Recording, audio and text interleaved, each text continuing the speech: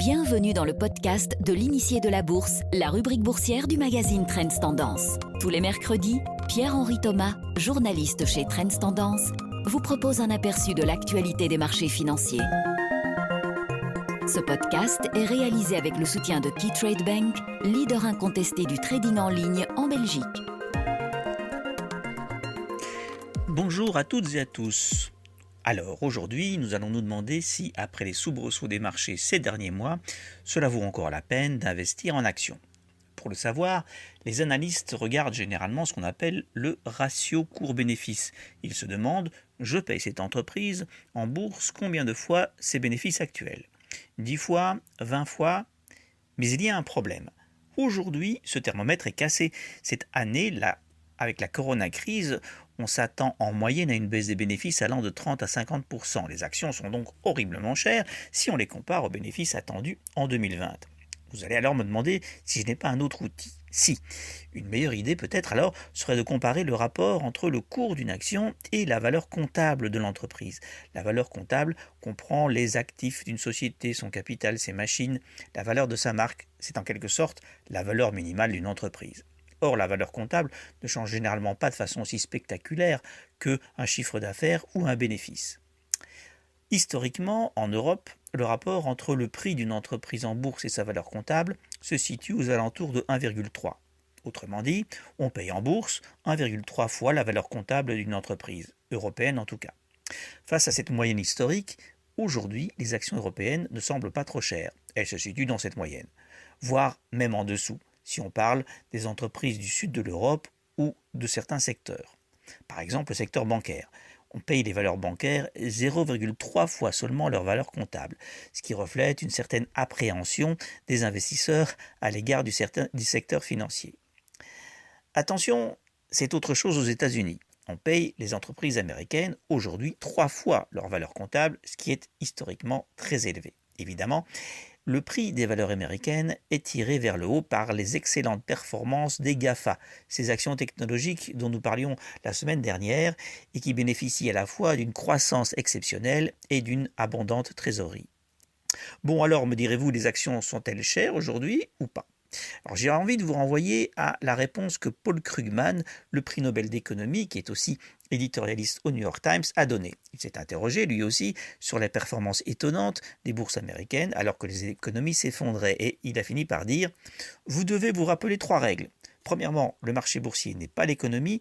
Deuxièmement, le marché boursier n'est pas l'économie. Troisièmement, le marché boursier n'est pas l'économie. » La valeur des actions est surtout déterminée par le balancement des investisseurs entre la peur d'un côté et la cupidité de l'autre.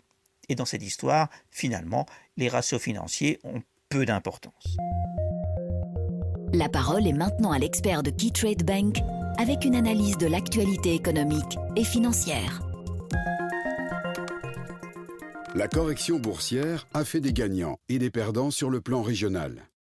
Parmi les premiers figure incontestablement Wall Street que portent les entreprises technologiques. À l'autre bout du spectre, les indices européens, extrêmement exposés au secteur bancaire et pétrolier. Ce qui nous amène au thème de la semaine. Quels sont les secteurs qui ont relativement bien résisté et les autres ? L'investisseur qui aura cette année joué la carte des valeurs technologiques ne pourra que s'en féliciter, à l'inverse de celui qui espérait un redémarrage du côté des matières premières.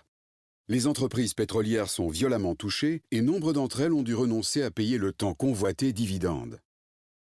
L'investisseur qui, pris de vertige, avait il y a 6 mois réorienté son portefeuille vers certains secteurs défensifs, comme celui des soins de santé, aura eu le nez creux, aura eu le nez fin. La course au vaccin contre le coronavirus sera éminemment porteuse. L'automobile, elle, est à la peine. Nous terminerons sur cette constatation. Pas plus qu'en 2008, le secteur des entreprises immobilières européennes n'a protégé les portefeuilles.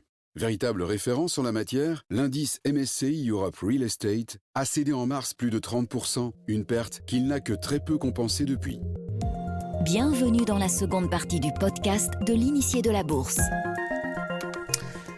Alors il faut être honnête, il n'y a pas eu beaucoup de valeurs qui se sont mises en vedette sur le marché belge ces derniers mois, mais il y en a quand même eu quelques-unes du côté des actions de la santé, de la pharma et des biotechnologies. On songe par exemple à UCB.